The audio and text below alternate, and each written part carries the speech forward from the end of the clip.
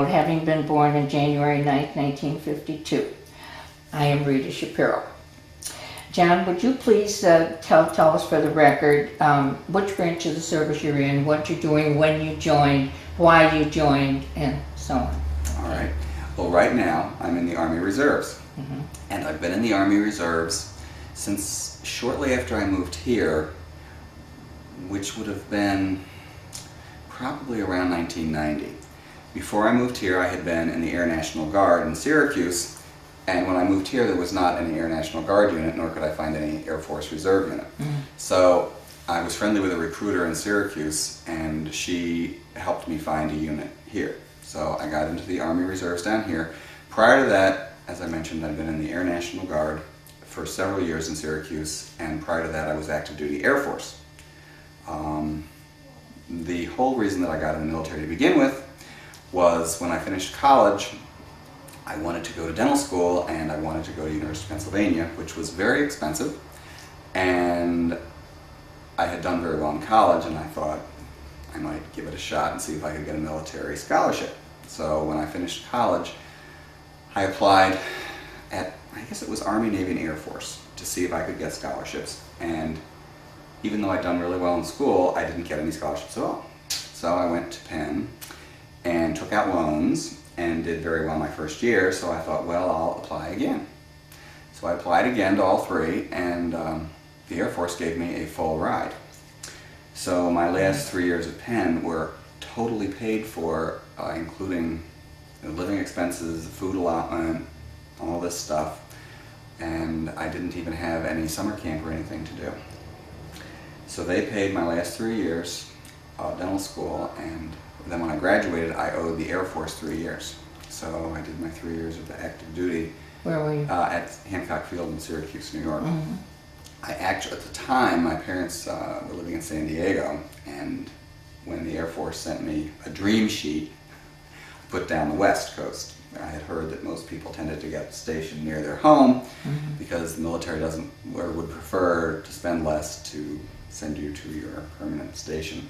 But anyway, for whatever reason, they sent me to Syracuse. So I did my 3 years of active duty there. And my first year was a really good experience. I had an excellent commander, and it was a 6-dentist clinic. And I really liked the people I worked with, and it was a great way to get my feet wet with dentistry. And then that commander moved on, and we then got a new commander who was very, very unpleasant. And in fact, the 5 dentists, the 5 staff dentists, joined together with the, I'm trying to think what his name would be, like a medical service, it's called an MSc officer. It's some type of an administrator for the hospital. And we joined with him to try to have the commander removed. And in fact, we tried to have his license revoked. And in the end, it didn't work. And we were stuck with him for the remainder of the tour, which was very unpleasant. And how long was the tour? That was about 2 more years. I had a total of 3 to do. The first year was with the guy that was great. And then the other guy came on, and his work was awful, and he was terrible to everybody. And so, as I said, we tried through the MSc officer to have him removed, and when it didn't work, and we were then stuck with him, it was really bad. So when I finished my 3 years, I decided enough of that. So I got out, resigned my commission, and said that was it. I was never going to have anything to do with the military again, and bought a private practice in Syracuse because it was easier to do one there, and I'd lived there a while, and so I thought, well, I'll just buy a practice here. And I hired one of the dental assistants who had been in the military with me, who got out at the same time. And I was out, I don't know, 2 or 3 or 4 years. What rank were you at that At that time, I was still a captain, I guess. I went in as a captain. If you're a dentist or a physician, you go in as a captain. So I don't think that I had gotten any promotions, I don't think. And the highest I would have been as a major, but I'm not sure. I think I was a captain when I got out. And so anyway, after several years, some of my friends who had been active duty with me and had since gotten out had joined the reserves up there, and they all said, oh, why don't you join the reserves? It's really fun. And you had 3 years, why throw them away? You might as well, move here. And we were actually, the reserve unit met in the same buildings where I had been active duty. In the meantime, Hancock Field had been decommissioned as an active duty Air Force base. It was no longer being used. And so the Air National Guard had taken it over, and so I joined the Air National Guard. And I liked that pretty well, you know, it was all right. It was a TAC fighter wing, so we were a pretty high visibility, or whatever you want to call it. And in fact, if I had been in that unit at the time of Desert Storm, I would have been mobilized. But not knowing that, I moved away and left that unit and got in, I guess, the IRR, the Inactive Ready Reserve, I think it's called. Well, when I first moved here, until I was able to find, you know, I told you I wound up talking to the lady recruiter that I was friendly with in Syracuse, and she was the one that hooked me up with a reserve unit here in Horseheads. That was great. It was very convenient. And it was a field hospital, so it had, you know, all physicians and nurses, and I was the only dentist, and in fact, they had never been able to fill a dental slot since anybody's memory. And I did that for 3 or 4 years, and the Army then closed that unit down.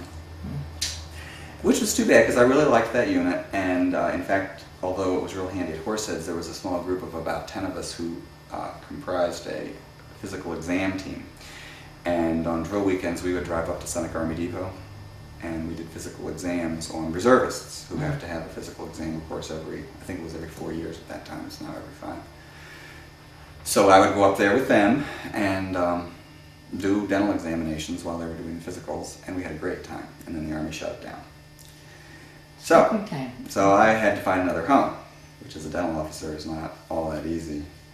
So I made a few calls, and somehow wound up talking with a guy whose name right now escapes me, but he was a dental officer in New Jersey who was commander of a unit.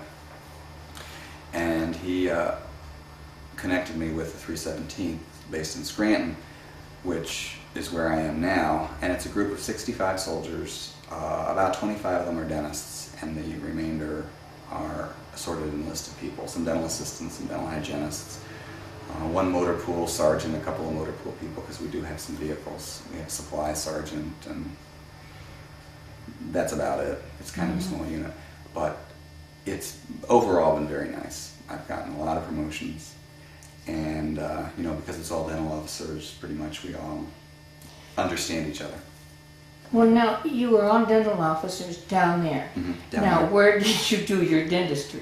Well, you don't do dentistry on drill weekends, which is interesting. But you do have drill weekends. We have drill weekends. With whom? Just your group? Just our little group, just the all 65 the officers, people. I mean, all the dentists and dental assistants? Yes, although our unit, because it's hard to find, there aren't many dental units, so the dentists are kind of far flung. Some of them live out near Pittsburgh, I live up here, one of the guys used to live in Syracuse, and what they have done is they've split the unit in two, and they have a satellite unit at Carlisle, down at Carlisle War Barracks, and those guys drill down there. Now on drill weekends, they actually see patients. They've somehow gotten some type of agreement with Carlisle, and they do dental work.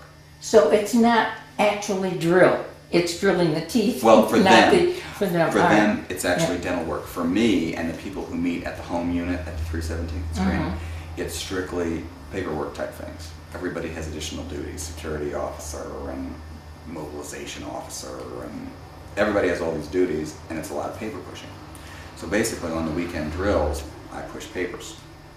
Now, there are different things you can do in lieu of drills. They call it an RST, and I don't even know what RST stands for, but if you do something in lieu of the drill, many times that will be dentally related. And this past year, when there were so many units mobilized to go overseas, every time a unit's mobilized, they have to go through something called an SRP. And again, don't ask me what SRP stands for, but what it boils down to is they have to be examined by a physician, they have a lawyer go through their will, they have dentists look at their teeth, they have personnel go through all their records to make sure that this unit is physically and paperwork-wise and emotionally just ready to go overseas. And the dentist looks at them to make sure that they're dentally qualified, which means they're either a dental class 1, which means they need no dental work at all, or a dental class 2, which means they may have some small dental needs, but nothing that would cause a problem within a year. If they're a dental class 3, which means they've got something wrong that probably is going to be trouble in a year, or a 4, which is devastation, then they have to make efforts on their own to get fixed up, and if they don't, then when they get to their PowerPoint projection, which, for example, Fort Dix, Fort Monmouth, then they would, if they're still unqualified dentally or medically or whatever, they would be gotten into shape there. But anyway, I did a lot of SRP weekends last year. As soon as the war buildup began and these units were mobilized, I was gone all the time. I'll bet at least 3 weekends a month I was gone. And so I haven't had to drill in quite a while because I did so many of these ahead. And now, and I don't know why, for some reason our higher headquarters has decided that they're not having reservists. Oh, I know why it is. At the time they started doing these SRPs, that wasn't something that was normally done unless there was a mobilization. Well, when they started doing these, they found that many units were not well prepared, I guess is how you would put it. So they've now decided that every unit every year will have to do an SRP. And it's more, that's why they've decided the reservists aren't doing it. They don't have enough staff to do it. So they're somehow farming it out to some federal agency, I think it is, that's going to do these. So now I'm going to be back to doing regular drills again, just going down there and pushing papers. And not working on the men? No. And you don't have any contact with the men at the moment at all? No. I mean, or women? No. Or in the, No. I see. No, not at all. But for a while, my unit was hooked up with a VA hospital in Wilkes-Barre, which is not real far away. And similar to the Horseheads unit, we were doing physical exams on reservists. They had a physician there, and we would always supply a dentist, and they did all these exams for the folks. But again, something happened in the higher echelons that I don't know, and that was discontinued. So we don't do that. And to this day, you're meeting every weekend? No, 1 weekend a month. One weekend a month, and you're doing paperwork? Right. Mostly? Right. Although, well, I guess this is kind of off the topic, but as you know, we also do 2 weeks in the summer. And again, that is generally not doing work on soldiers. Usually what they have us do, they have these exercises that they give funny names to.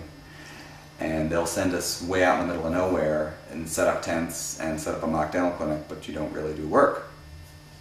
Now, last year, or no, the year before, they did set up a tour that went out to Rosebud Indian Reservation, and the dentists worked on the Indians. And other years, as you and I had mentioned before, for a while we had a mission that provided dental services to embassies in third world countries. So I've been to Egypt twice, I've been to Pakistan once. I was scheduled to go to Kenya but didn't make it. We also covered Ethiopia, and for a short while Qatar. So they'd fly 1 or 2 dentists over, depending on the size of the embassy, 1 or 2 assistants, and someone to work on the mechanical things for us. And we'd go for 2 weeks and do dental work just on the embassy staff. But we lost that mission, so we don't do You don't do that anymore? No, we don't do that When you anymore. say you lost it, they took it away from you, Someone they gave it to higher, somebody else? someone else gave it to someone else, yeah. Now, when you used to go on these trips, did you go alone or did you go with other people? No, you would generally go as a little group. As a group? That Cairo is a very big embassy, and so they would send 2 dentists. So I went once with Dr. Place from Tawanda and 2 assistants, and then one, the name is a biomedical technician. They send, he's the guy who sets up the chairs and makes sure the sterilizer's working and the compressor's working and everything, so that if we have any problems with the equipment, they don't expect the dentist to be able to fix it, which is good. Yeah. So generally you would go as a group. When I went to Pakistan, it was just my dental assistant and myself. Oh, that's wrong. No, that is right. We traveled together. The biomed was sent from a different unit, and he met us over there. But usually you'd go as some kind of a small group. Did you have any experiences there? I mean, were there when you were abroad? How were you treated? What was the tenor of the places that you went to? Well, going to Pakistan was very odd, and we were never to be routed through Karachi, which fortunately I wasn't the time I went, but other guys somehow wound up going through Karachi, which is, I guess, very dangerous. We also were never to fly on Air Pakistan, and unfortunately I was shuttled through on Air Pakistan, which was very odd. People were carrying cages with chickens, and the first class was guarded by 2 soldiers with machine guns. I don't know what they were going to do with a machine gun in a pressurized airplane, but anyway, it was interesting. And then when we arrived at the airport, and I'm trying to think of the name of it now, I'm not sure that I remember the name of the airport, but anyway, we were headed to Islamabad. That's the capital. And we landed there, and when you walked into the main terminal, again, it was guards with machine guns standing all around the room. And The room, not only no, the just perimeter. the terminal, inside the terminal. Okay. So you'd get your luggage, and then when you walked outside the doors, I had seen pictures before of masses of people just rushing, and I had never experienced it. So that was interesting, all these people just rushing at you, trying, I guess they were trying to offer you, they wanted to give you a ride to the embassy, which was about 45 minutes away. And that time, which was my first overseas trip, there was supposed to have been an embassy vehicle, but it wasn't there. And when we called, they said, well, it would be so long to get a driver there that it was better if we just made our own arrangements. So we wound up getting some kind of a taxi. I forget what it was like now, but Pakistan was really third world. Women were treated as second-class citizens, and you'd see And you saw evidence of that? Oh yeah. When you see men walking on the street, the women were always several paces behind them. And you could just tell the way, even though you didn't understand their language, you could tell that women were not well treated there. I got some gorgeous carpets. Oh, great. At great prices. Yeah. And we went to a couple of bazaars that were very interesting, you know, to see the leather goods. And So you were able to mingle with the a people little a bit, little yeah. bit. We worked a normal military day, 7:30 to 4:30. So after that, It was a base, or it wasn't? it was the embassy, just the It embassy. wasn't in the embassy. Well, that's where we did the work. Yeah. They put us up at a bed and breakfast downtown that was run by a local man who spoke no English. So that was interesting. And then in the morning, our point of contact, who was an employee at the embassy, would pick us up and take us in armored Land Rovers, which was cool. And then he also was very nice to us, and in off hours he was the one that took us to see rugs and took us to a big mosque and took us to see a few things. Did do a little sightseeing A little there. bit. Because on the weekend, generally, you kind of had the weekend off generally. Were you ever fearful? Fearful for your lives? I mean, did you have any cause to be? No, but I was very glad we didn't fly through Karachi. And I was uncomfortable on plane with the men with machine guns.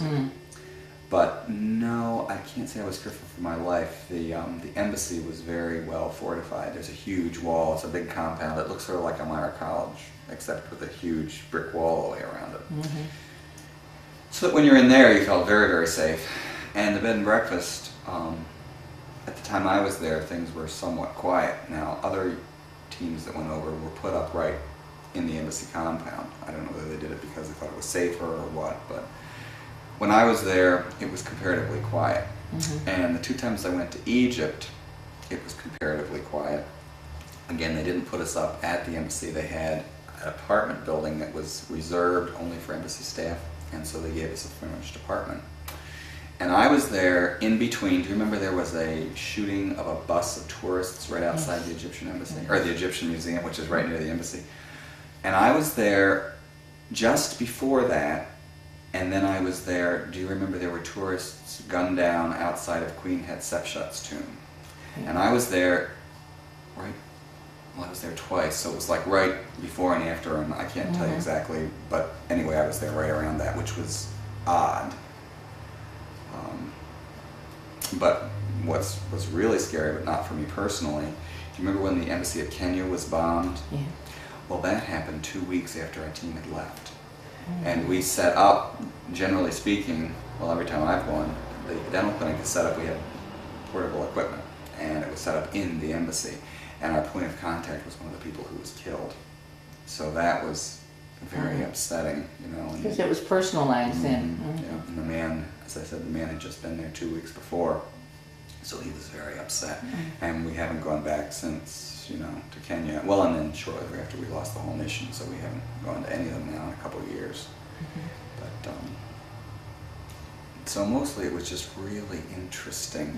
But we were pretty isolated because in both places that I went, Pakistan and Cairo, they provided us with like a point of contact who would have an armored vehicle, and they would take us at night just to see what things we could see, because otherwise we would have been there. And There were no American troops in either place at the time. All the embassies I've been to are a mixture of American troops. They have Marines for guards, and they have, I don't know, they have Army people and Air Force people. They have a whole mixture. and also some State Department people.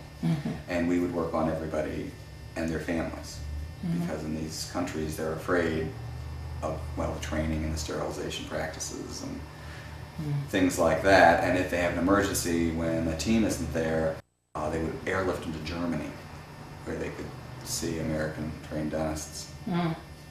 So we used to send teams over there. I think it was 4 times a year. It was fairly often, you know, trying to keep on top of staff. And the embassy at Cairo is just huge. I don't remember how many people, but it's 2 tall skyscraper-type towers.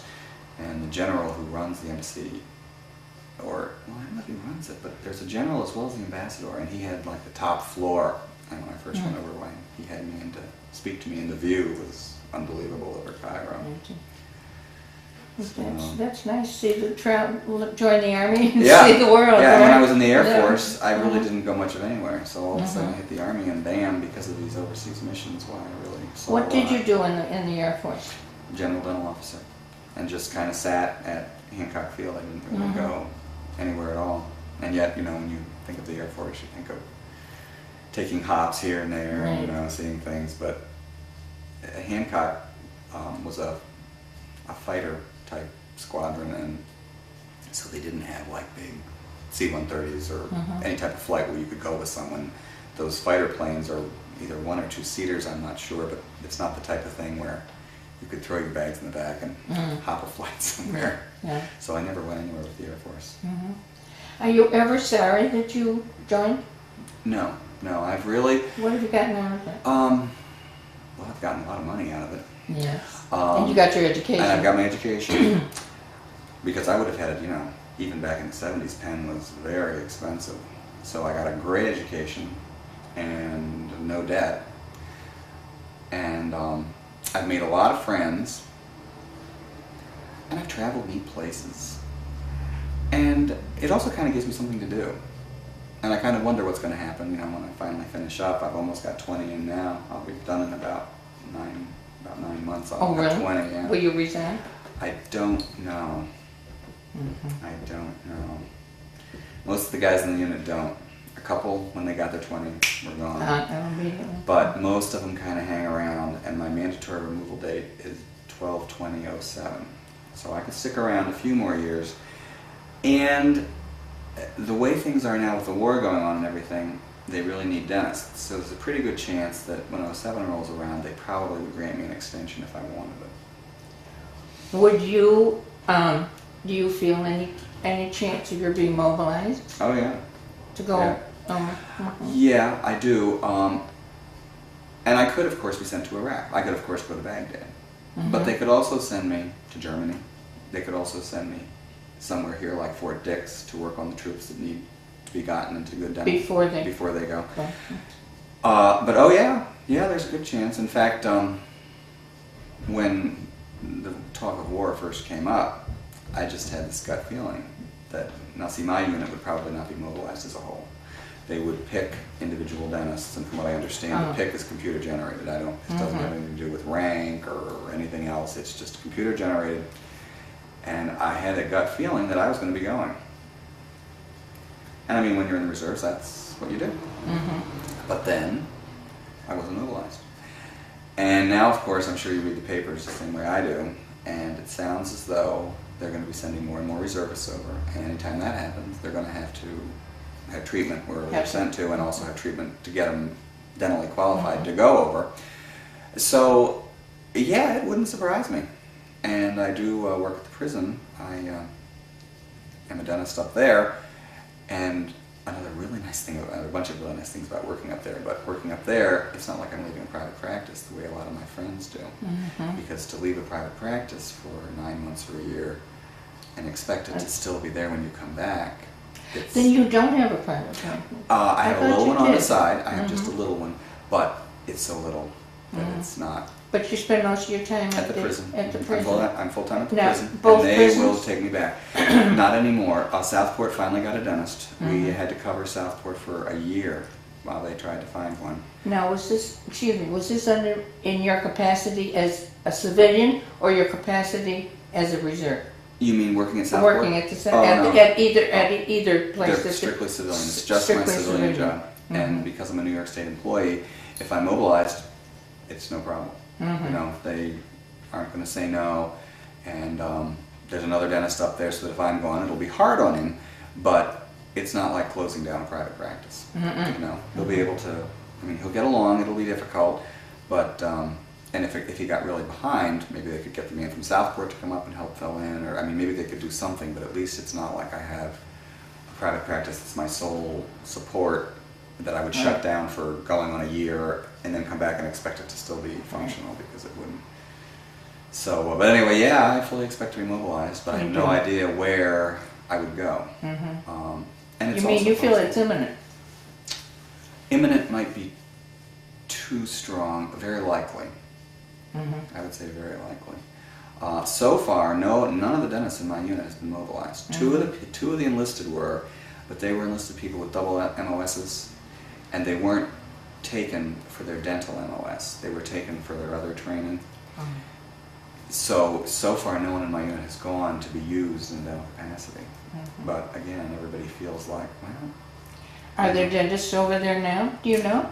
There are dentists over there now, and there certainly are dentists at Fort Dix and Fort Monmouth. In fact, we just got notice from higher headquarters. Well, I had drill last weekend, so I was down there. And they are requesting that everybody submit for 29 days of active duty this year. Like, up at the prison here, I get 30 days, so I'll put in for 29, which means I can do two-week summer camps. And what they want us to do, instead of the summer camps they cook up, where we don't really do anything except set up tents, is they want us to go down to Fort Dix and Fort Monmouth to assist the people, the guys that are down there now, to help them. Because they're rotating. Or, you know, put in extended hours or something to try to help increase the number of soldiers that they can get dentally qualified. Would you enjoy that? Yeah, I guess Or so. is it just look at it as part of the job? It would depend on who I worked with and what the situation was like. Much like what I told you about my original Air Force experience. So much of how much I enjoy a military unit has to do with the person who's in charge, the people you're working with. And if you've got a really, you know, if you have a lot of camaraderie, and then it can be really fun, and I probably would enjoy it. On the other hand, if you get down there and you find out that the people that are running it, it might not be good either. You just don't know until you get there. Do you enjoy working with the men or the soldiers? I mean, you haven't had that much experience working with them? Not that much, although the last couple of years, and I'm not really sure how it happened, I've gotten a very good working relationship with the dentist who runs the dental clinic at Fort Story at Virginia Beach, which is a wonderful location. And I guess, you know, I don't even really know how it started, but somehow I've gotten this good working relationship with him. And so anytime he is called away for a period of time, he calls on me to come down and cover. So for the last 2 or 3 years, I've gone down there, well, I don't know, usually about 4 weeks, not altogether, but a couple weeks here and a couple weeks there. And I run the dental clinic there for him. It's a one-man show because Fort Story is rather small. So, in fact, I just did that this past summer. I was there in March, and then I was there again in July when he was away.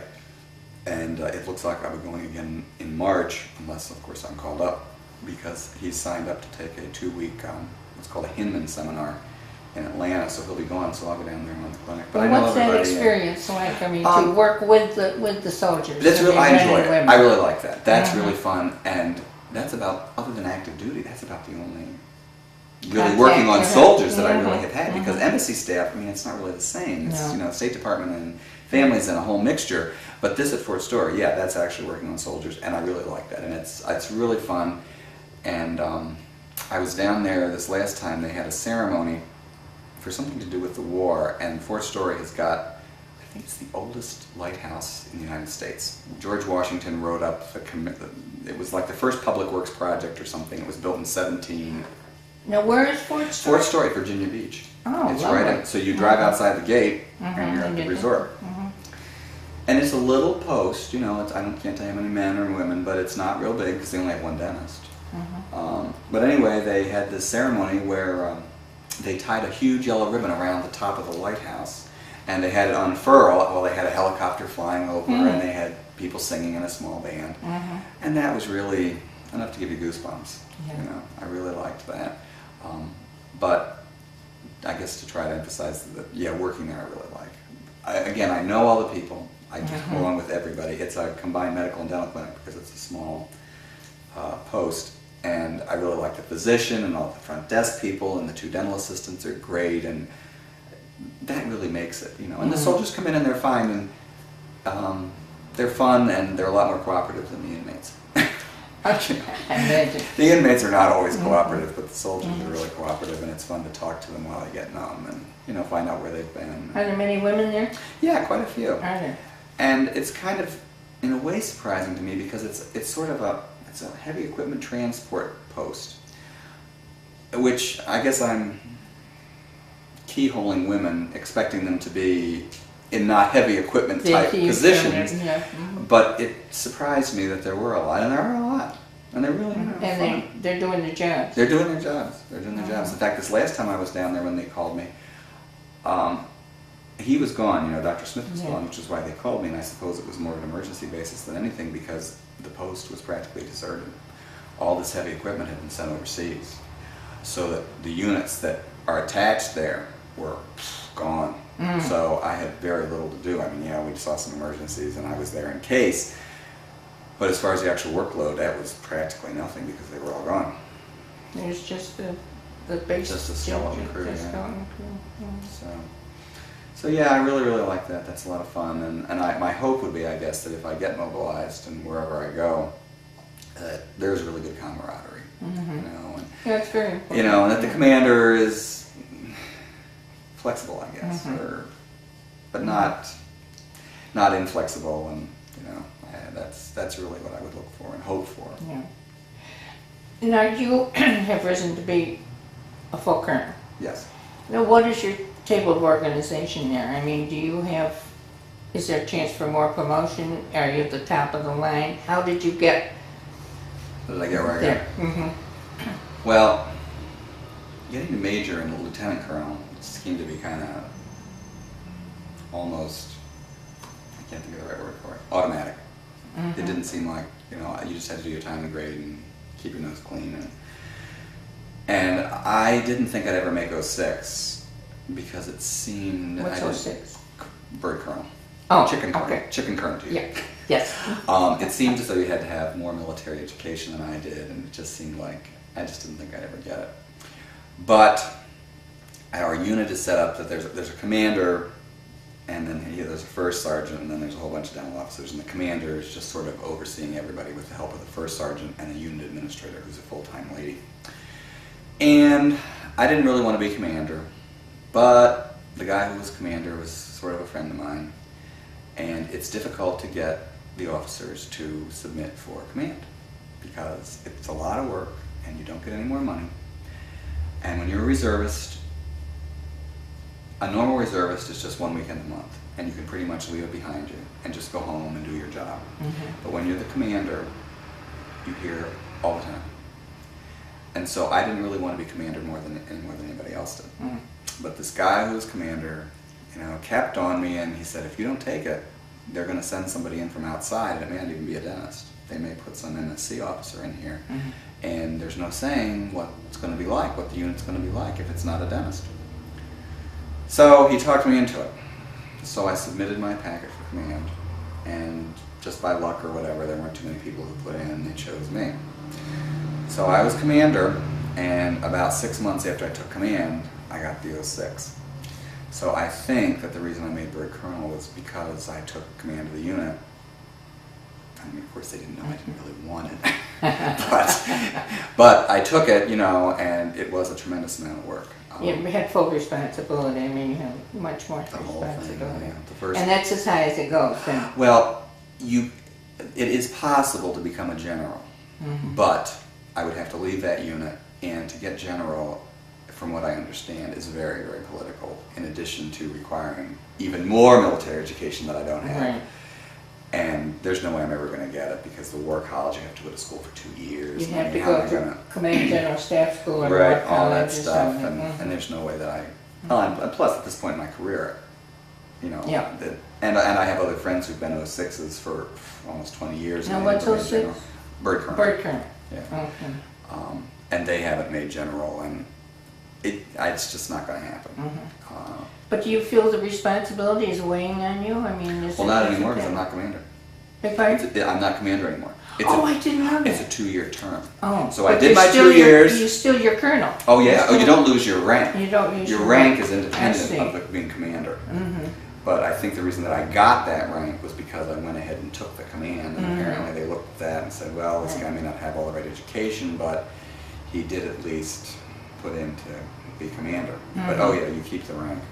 In fact, if, well, it's not a big deal, but for retirement purposes, you have to hold the rank for 3 years. You knew that. So thank God, this February it'll be 3 years. So if I were to retire next summer when I'm done, or next spring, I would have been 06 long enough to get paid. As an 06, yeah.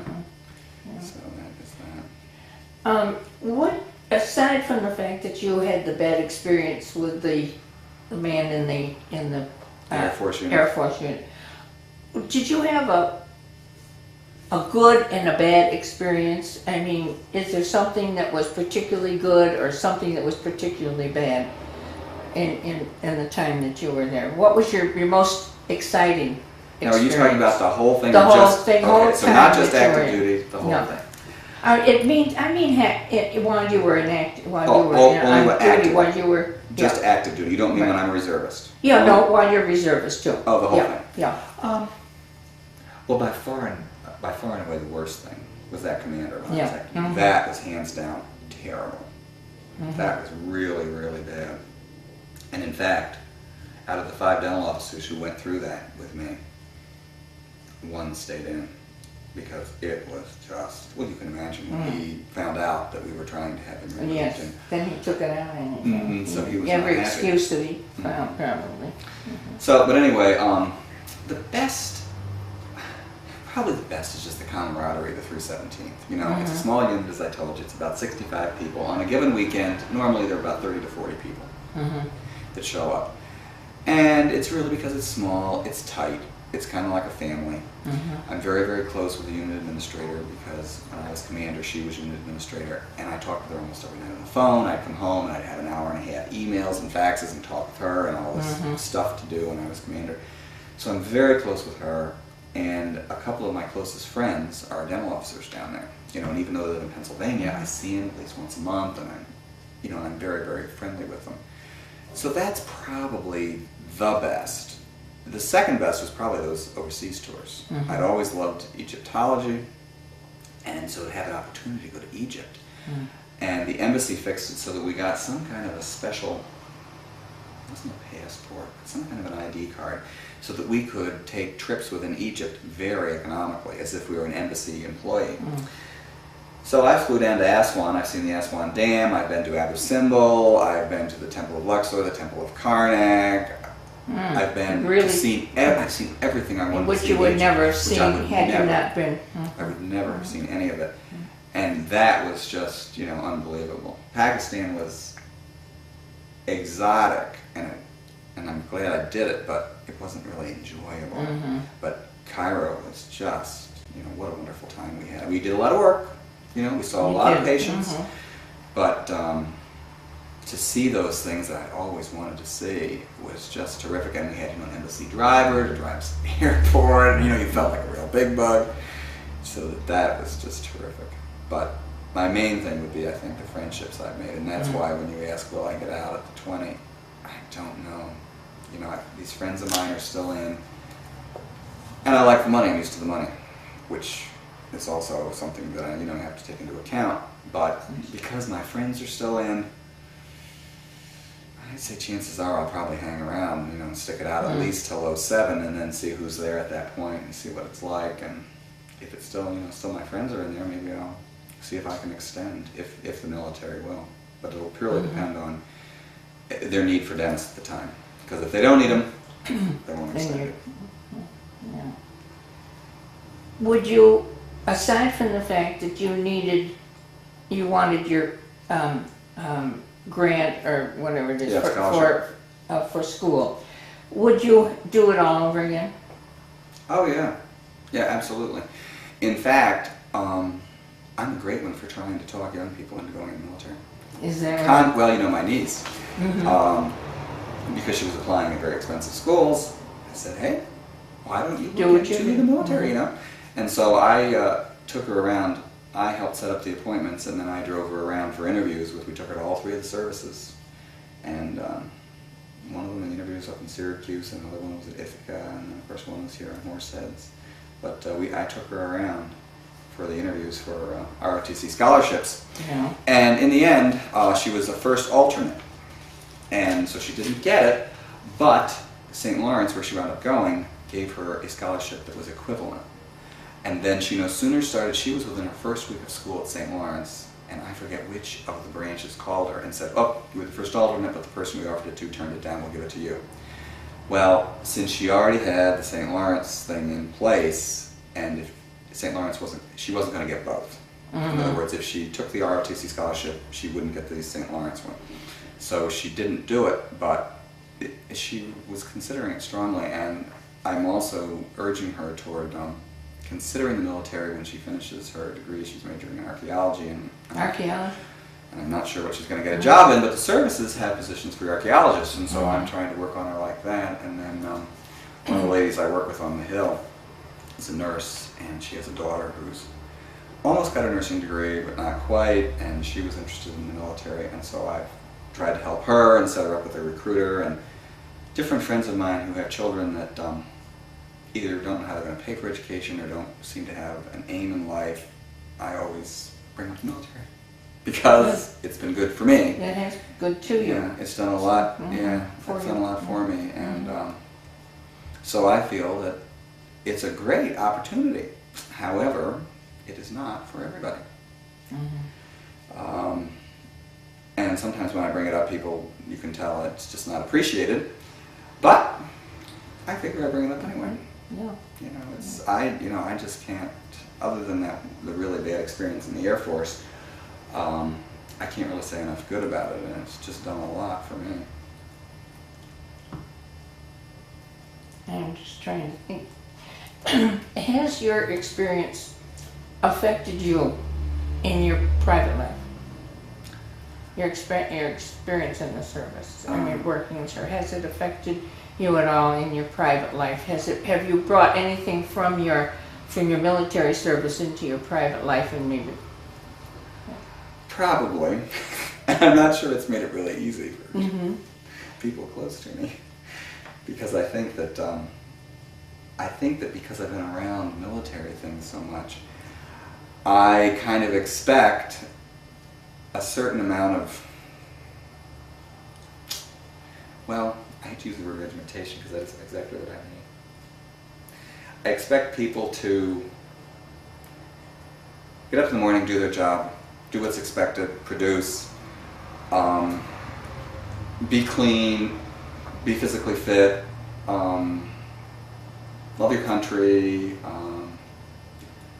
I expect the kind of things, I guess, that you sort of learn to live with when you live on an active duty installation. And when I go to active duty posts now, I feel very, very at home, because that's exactly what you see.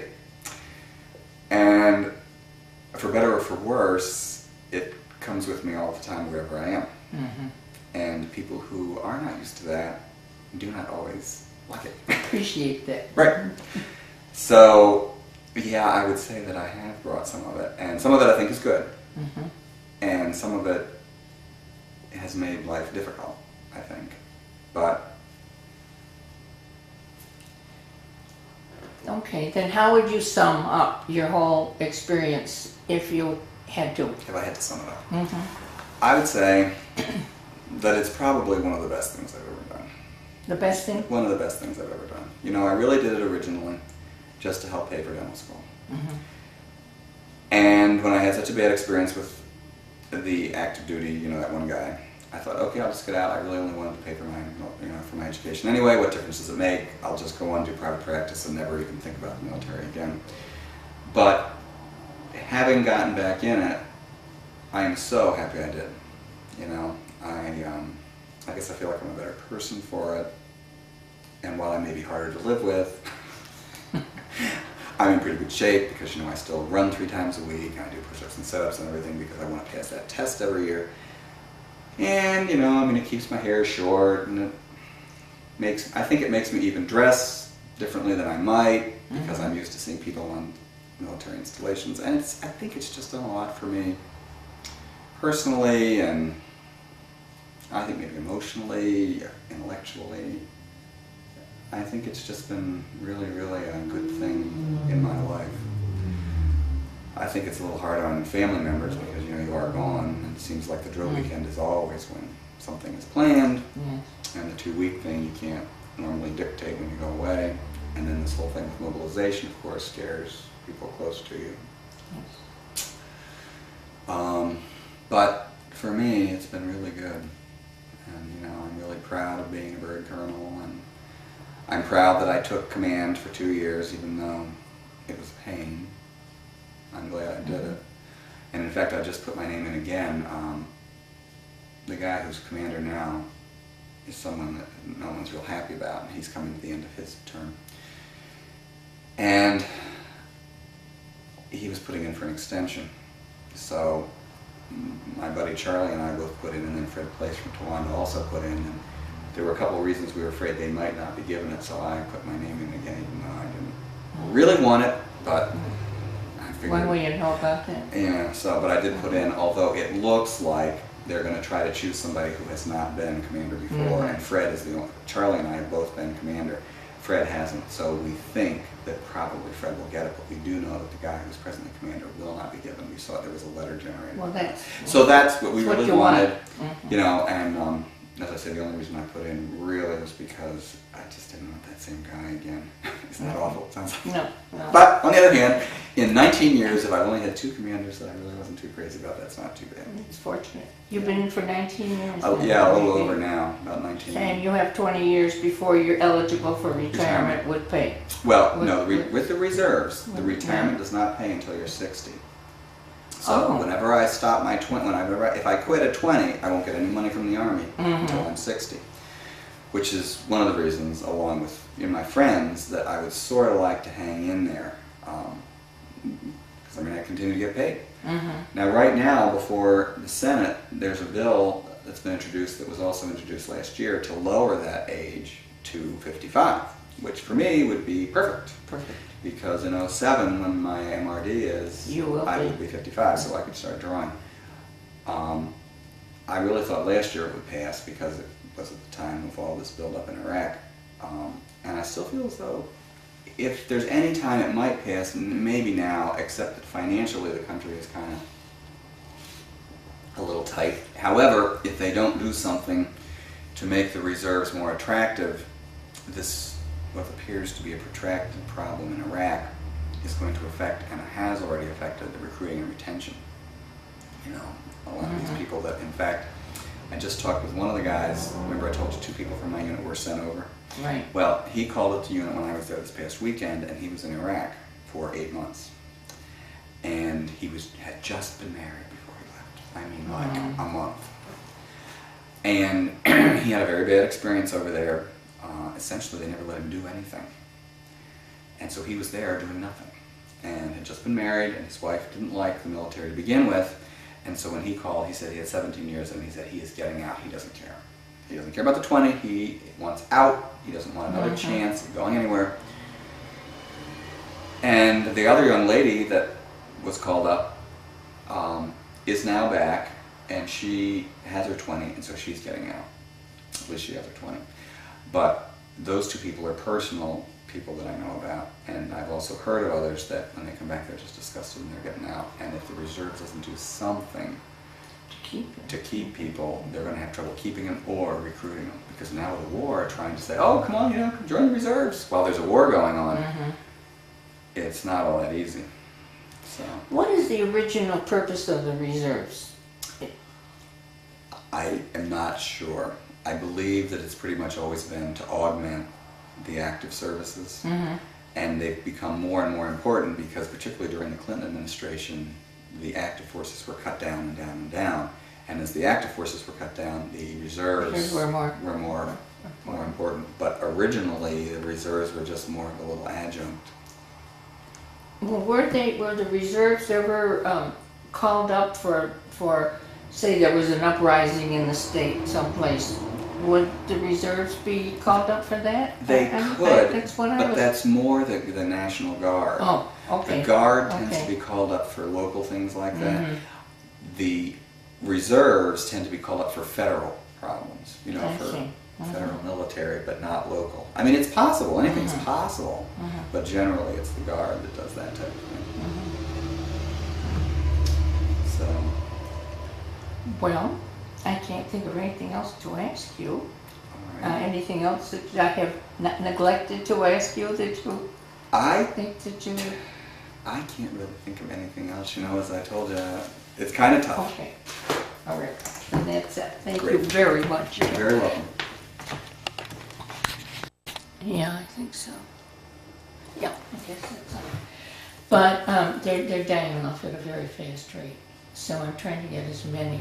Of course, I'm not doing this alone. No, oh no, There are 11 active people who are doing this and trying to do, you know, as many as they can. Now, you want only Chemung County residents? No, You want anybody? anybody. Because, you know, my dad was World War II Navy. Really? Yeah, he was an officer in the Navy on a minesweeper, the USS Chickadee. What a great Isn't that name. right? What I mean- a great name. Well, I mean, Yeah. you'd think they'd say Yeah. the Eagle or the Falcon or, Yeah. but not, you know, not some Not the Chickadee, yeah. But anyway, that's what he was on. And Mhm. actually, I think that he may wind up moving up here because, you know, he has the house at the lake. But Yeah. he's not doing too well on his own. He's having You mean physically?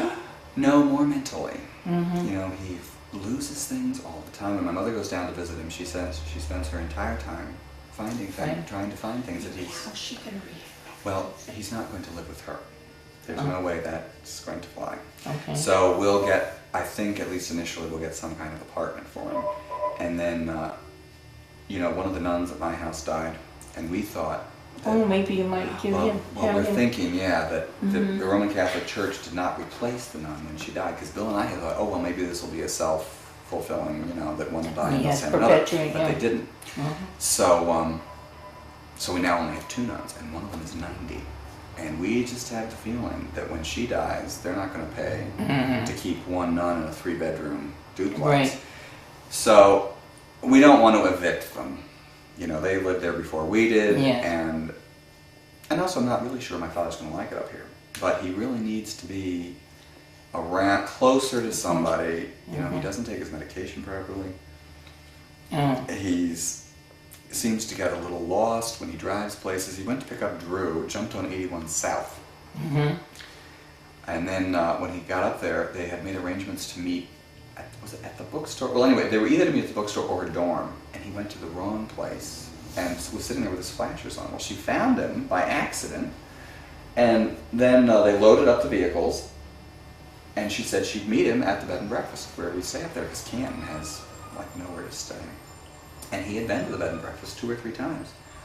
She was out there for an hour, he never showed up, and she was afraid to leave because she wasn't sure. Here, yes. Because there's more than one way to get there. Well, anyway, so finally, I forget whether, I guess I don't know if when the bed and breakfast went in to get him. Well, anyway, so that's why we're thinking. So my mother and I had a big talk with him about 3 weeks ago, and he did decide to put the house on the market down there. He did. So the house, now unfortunately now's the wrong time to sell a lakefront house. Yeah. But, whatever, at least it's on the market. And then he'll come up here and we'll get some kind of apartment. And I'll try to kind of keep an eye on him, and she will see some of them, you know, it's just that they can't really be together full time. So he'll have somebody to keep an eye on. And his doctors are all up here.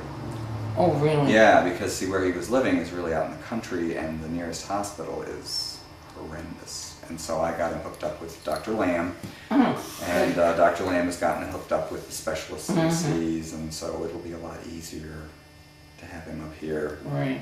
And so he will be around. But anyway, like he's coming up this weekend, he'll be Well, around. maybe I could interview him sometime when he's up. He's up, and I have some free time. Yeah, I'll Let bet me he know would. when he comes. And see, what do you think he would be interested in doing? I bet he would. I think he would. In fact, he was really hot. I subscribed to the Army Times. That's a weekly paper you can get. Primarily because I wanted to follow this thing about the 55 retirement thing. Yes. So I subscribed to it. And my father saw it, and so I started providing them to him. And the more I thought, you know, I'll bet he'd really like the Navy Times. So I gave him his gift subscription. He loves it. Loves it. And he loves to talk to me about the military, you know. Oh, he so did? oh, yeah. In fact, tonight we're meeting, well, in fact, somebody else you might even want to be interested in. We're meeting Trudy, who works with me at my little office. Her boyfriend is a Navy man. And I can't remember, I think he was on a destroyer. But he wasn't. Which? His name is Bob Milton. No, but which? World War II. Oh, okay. And he is very talkative, and I'll bet he might want to talk to you.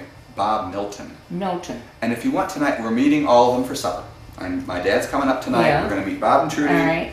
at the Elks for supper. And how about if I bring it up to both of them? Why don't you? And then I'll call you. And then you call me. And I can give you, All right. their numbers, and you could. It probably would be easiest if you just set it up directly with my dad, because Right. he would know when Yeah. he's coming.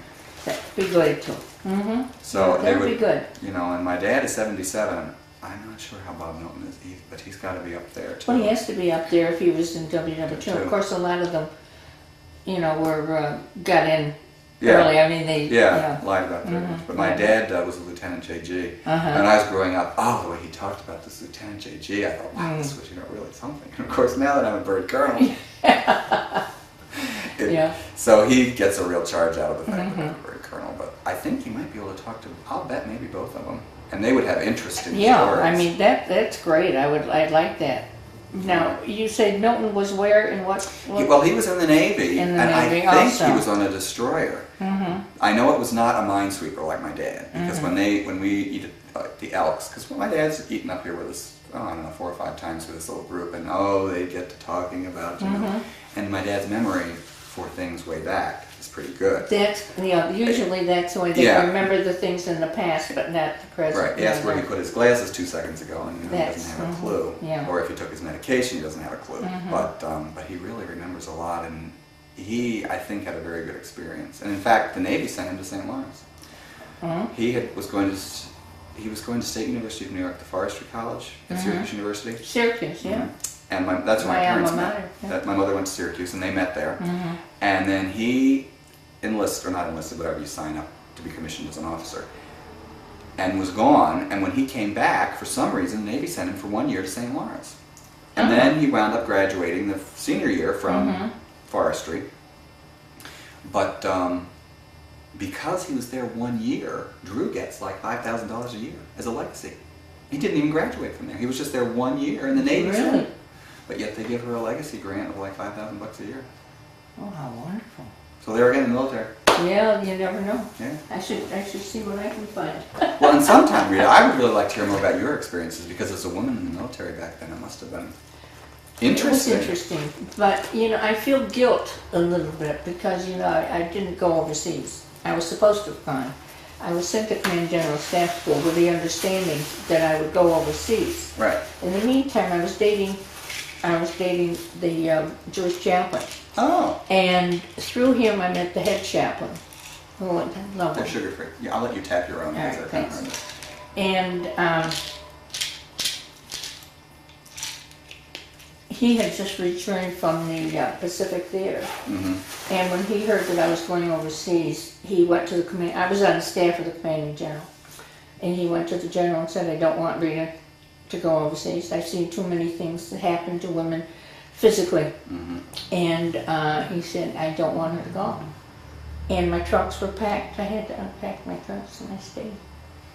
But yet you shouldn't feel guilty. I do feel because guilty. it wasn't your. Yeah, but I just feel, well, I just feel that, I don't know, I just didn't accomplish what I went for. What you want? Well. No. Yeah. And I feel that my time I had a good time. I mean, I had, a very easy time. Yeah. It was not, I was under no hardship whatsoever, and all these other people, overseas and everything, were going through difficulties and doing things, accomplishing things. I accomplished things in my own way. Yeah. But they weren't the things that you thought you would. I thought I would do. But it was a good experience. How long were you in? Over 3 years. Really 3.5, because when I was first admitted, I was one of the original WACs. Yeah. And when there was a notification that I was in the recruiting officer there, who was a major in Binghamton, this was, asked me if I would work with him. We're through. We're off the clock. I hope I got this off because we've been talking. It's not off.